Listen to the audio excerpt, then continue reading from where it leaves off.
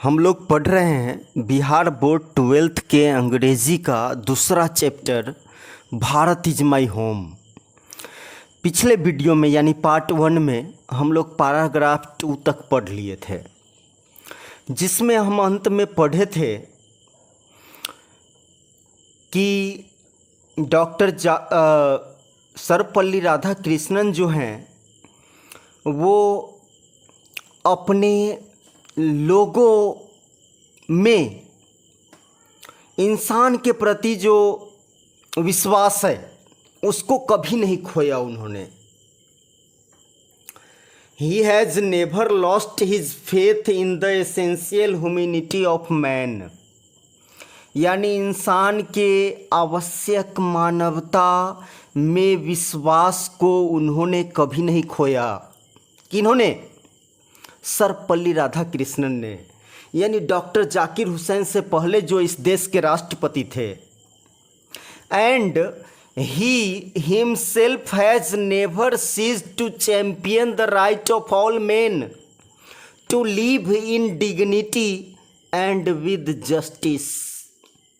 और फिर से सुन लेते हैं, वे अपने लोगों में इंसान के आवश्यक मानवता में विश्वास को कभी नहीं खोया एवं खुद को इंसान मर्यादा और न्याय के साथ जिए इसका समर्थन करने से कभी नहीं रोका खुद को। यहीं से अब पैराग्राफ 3 से शुरू होते हैं। ये पार्ट 2 है इस चैप्टर का। और सबसे पहले वर्ड अस्योर्ड, आश्वासन देना, भरोसा दिलाना। इंटर, प्रवेश करना। स्पिरिट, भावना। प्रेयरफुल, प्रार्थनीय। ह्यूमिलिटी, विनम्रता। टोटल डेडिकेशन, पूर्ण समर्पण। डेडिकेशन का अर्थ समर्पण होता है। टेकन द ओथ, टेक का लेना अर्थ है और द ओथ का अर्थ है शपथ। लॉयल्टी, वफादारी यानी निष्ठा। कॉन्स्टिट्यूशन, संविधान। चलिए अब यहाँ तक मीनिंग समझते हैं।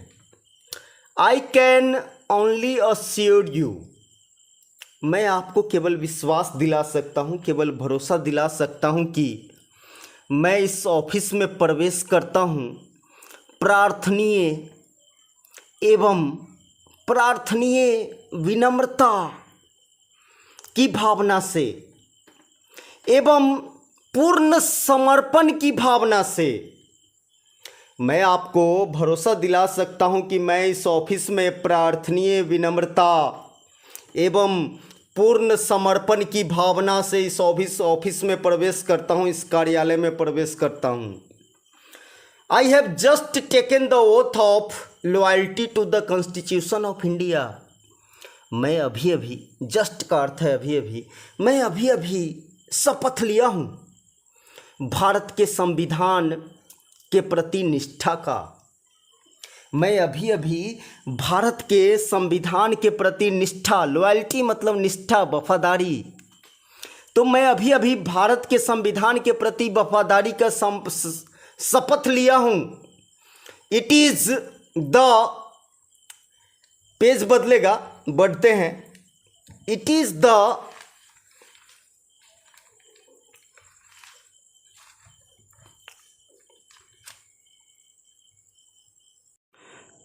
तो it is the constitution of a comparatively new state. तो चलिए पहले वर्ड जान लेते हैं। कॉन्स्टिट्यूशन का अर्थ संविधान, कंपैरेटिवली का अर्थ तुलनात्मक रूप से, न्यू स्टेट नया राज्य, विच का अर्थ है जो, फ्री स्वतंत्र, सिटीजन्स नागरिक,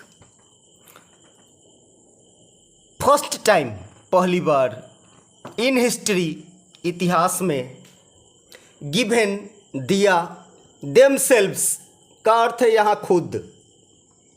तो चलिए यहाँ तक मीनिंग समझते हैं।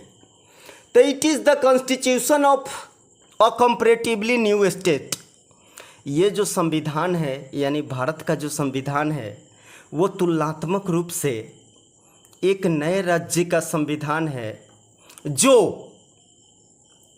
अपने स्वतंत्र नागरिकों को इतिहास में पहली बार खुद को समर्पित किया है, खुद को दिया है।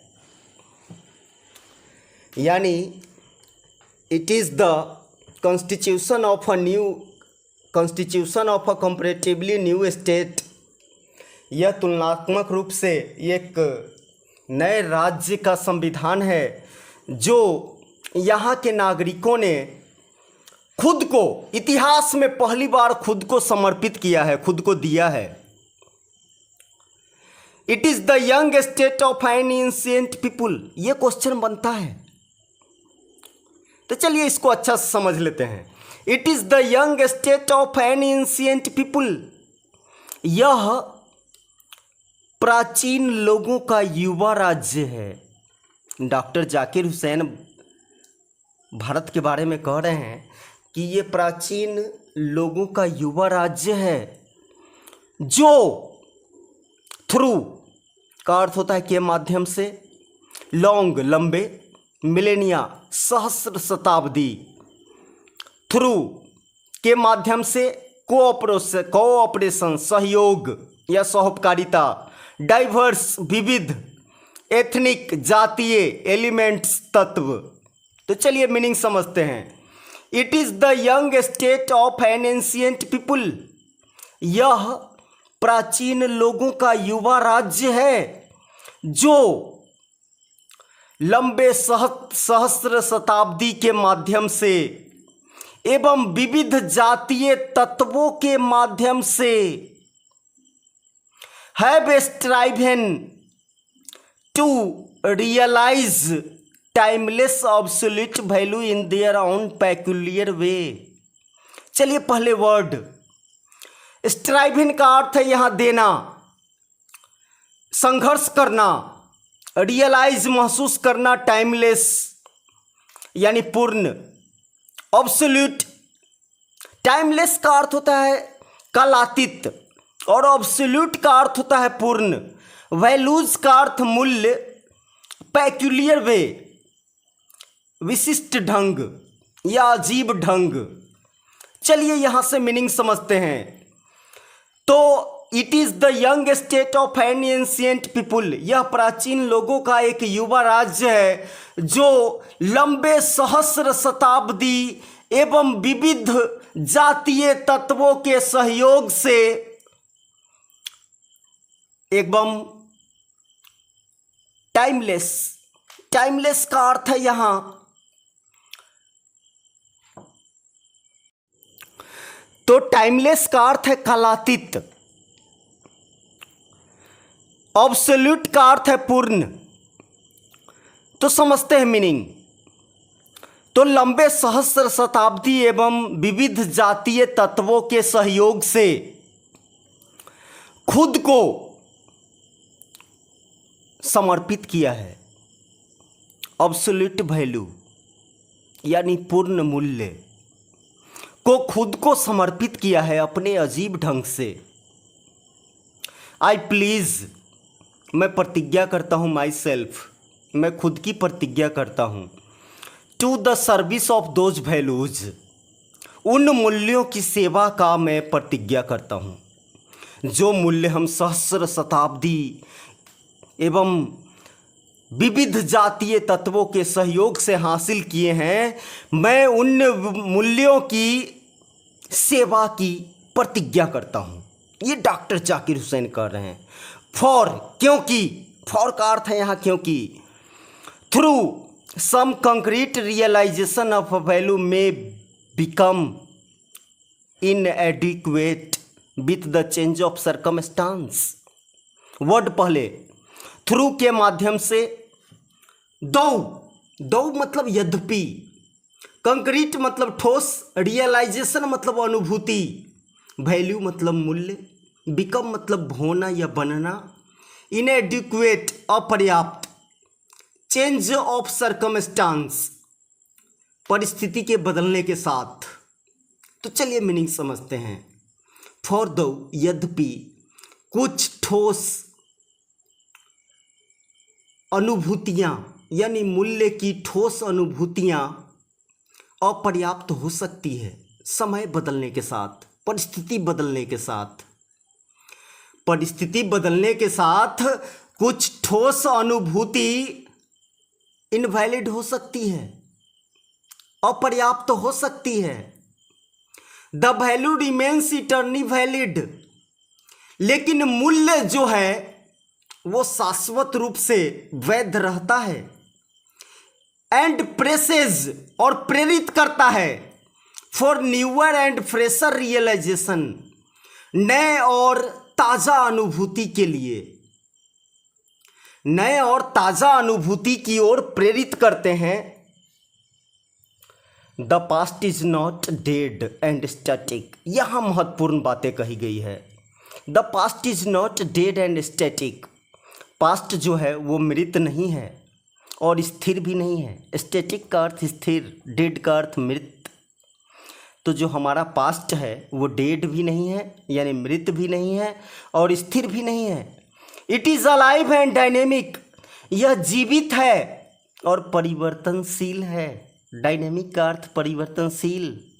हमारा पास्ट जो है वो मरा नहीं है और वो स्थिर भी नहीं है, वह जीवित है और परिवर्तनशील है और शामिल है, और शामिल है। कहाँ शामिल है? तो चलिए देखते हैं कहाँ शामिल है। तो शामिल है determining the quality of our present and the prospects of our future, यानी हमारा पास्ट न मरा है न स्थिर है, जिंदा है और परिवर्तनशील है, और हमारे प्रेजेंट यानी हमारे वर्तमान की गुणवत्ता एवं भविष्य की संभावना को निर्धारित करने में शामिल है। हमारा पास्ट मरा नहीं है, वो जिंदा है।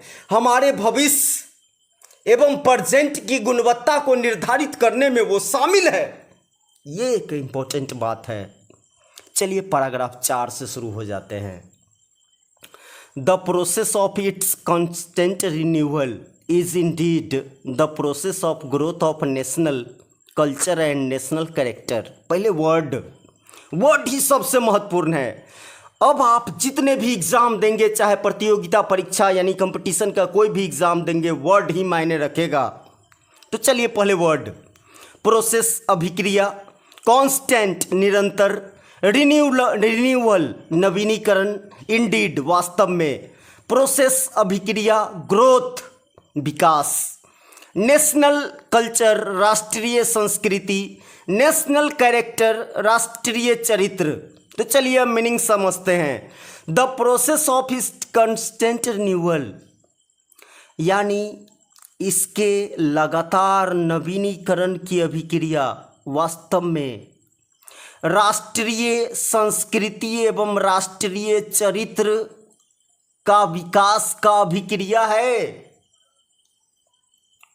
राष्ट्रीय संस्कृति एवं राष्ट्रीय चरित्र का विकास की अभिक्रिया है। चलिए उससे आगे बढ़ते हैं। तो the process of its renewal, यानी जो पास्ट है उसके नवीनीकरण का जो अभिक्रिया है वास्तव में राष्ट्रीय चरित्र राष्ट्रीय संस्कृति का अभिक्रिया है। It is the business of education, यह बिजनेस का अर्थ है काम, यह शिक्षा का काम है।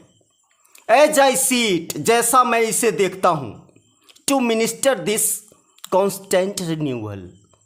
कॉन्स्टेंट रिन्यूअल मतलब लगातार नवीनीकरण, लगातार नया बनाना।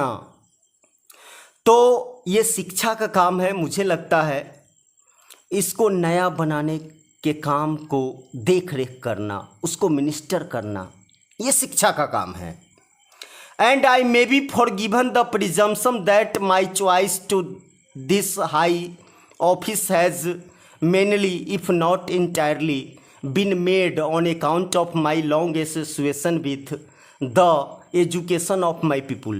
चलिए पहले वर्ड forgiven क्षमा करना, presumption अनुमान, choice पसंद, हाई ऑफिस उच्च कार्यालय, मेनली मुख्य रूप से, इंटायरली पूरी तरह से, ऑन अकाउंट ऑफ के कारण, लॉन्ग एसोसिएशन लंबा संबंध, लंबा जुड़ाव, एजुकेशन शिक्षा। चलिए समझते हैं मीनिंग को। तो मुझे माफ़ किया जा सकता है मेरे इस अनुमान के लिए कि मेरा इस हाई ऑफिस के लिए जो चुनाव हुआ है पूर्णता नहीं तो मुख्य रूप से मेरा जो अपने लोगों से शिक्षा का संबंध रहा है, मैं अपने लोगों के शिक्षा के साथ जुड़ा रहा हूं, इसलिए मेरा इस राष्ट्रपति वाला ऑफिस के लिए चुनाव हुआ है। आई मेंटेन मैं मानता हूं, दैट मैं मानता हूं कि education is a prime instrument of national purpose, मैं मानता हूं कि शिक्षा राष्ट्रीय उद्देश्य का, पर्पस मतलब उद्देश्य, मैं मानता हूं कि शिक्षा राष्ट्रीय उद्देश्य का प्रमुख साधन है, इंस्ट्रूमेंट मतलब साधन, and that quality of education, और शिक्षा का वह गुणवत्ता अनिवार्य रूप से राष्ट्र की गुणवत्ता में शामिल रहती है। शिक्षा की गुणवत्ता अनिवार्य रूप से राष्ट्र की गुणवत्ता में शामिल रहती है। यहीं तक इस वीडियो में पैराग्राफ 5 से आगे बढ़ेंगे पार्ट 3 में, पार्ट 2 तक इतना ही।